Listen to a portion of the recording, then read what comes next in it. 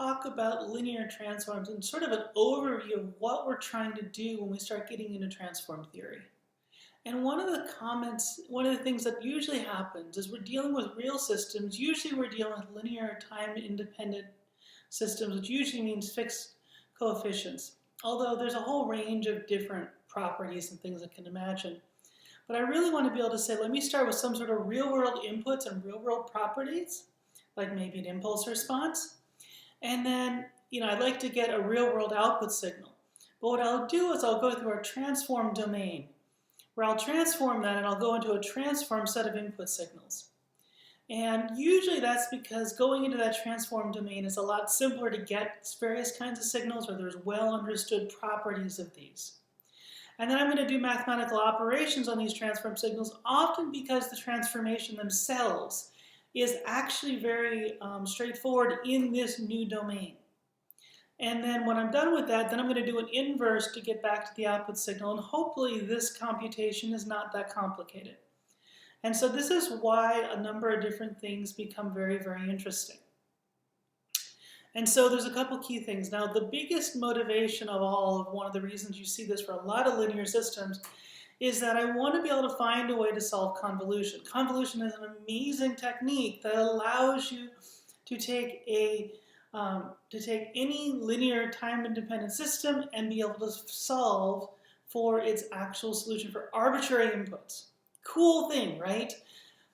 The problem is it's a little messy to compute all the time. It can be done, and it does get done very nicely in some mediums better than others. But I'd like to be able to do that, and so almost always it's a case of, well, can I take convolution and move it into some transform space? And one of the big things that you see with so many of these transforms, whether they be a Z transform for discrete space, or a Fourier transform or a Laplace transform in continuous space, is that the convolution in real space becomes a multiplication of those variables in this transform space. That's huge, because this is a whole lot easier operation to make sense of. This is one of the big pieces of it. One of the other things is this very important aspect of transforming the input signals in a straightforward way. And there's a nice way to approach it.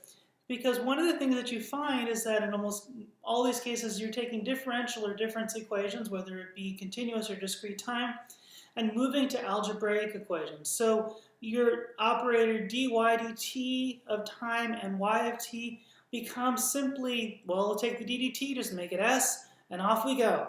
This is exactly Heaviside's original conversation of how this worked for doing electrical circuits. And this is kind of what we now know as a Laplace transform. Excellent approach as we go through this.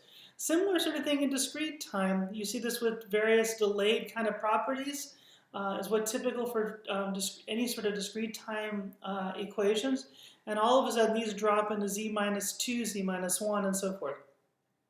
So what this very simple property turns out to be huge in terms of putting these things together. Okay, great.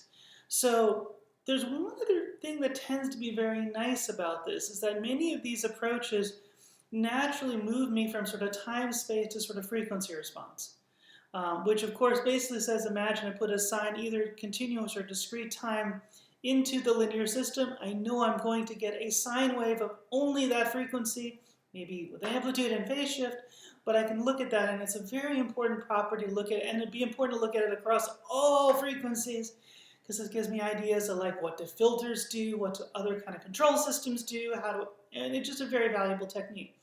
What's beautiful is, of course, Fourier already is that. It already is in omega, and it's kind of a property developed there. Laplace transform gets you very straight in there in a straightforward way, because you actually have omega plus a real term. So if you just simply get rid of the real term out of S, you basically get your Fourier. So replace j omega by S, you're good to go. In the Z transform, you get a similar sort of property that's defined, except now that over that discrete frequency, it's now e to the minus j omega n, where n is is effectively your time, right, in this situation.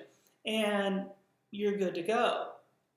And so this gives you the ability to do frequency response in a very, very straightforward way. And you might imagine maybe there's even connections between Laplace and Z, and yes, there are.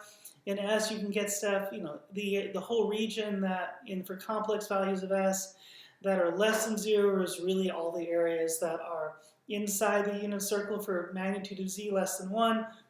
So there are transformations between those medium. But again, remember the whole point is I want to be able to take real input signals, and I'm finding a better way to get a real output signal, looking at, really getting out of convolution, dealing with the difference equations, as well as handling all the frequency response aspects.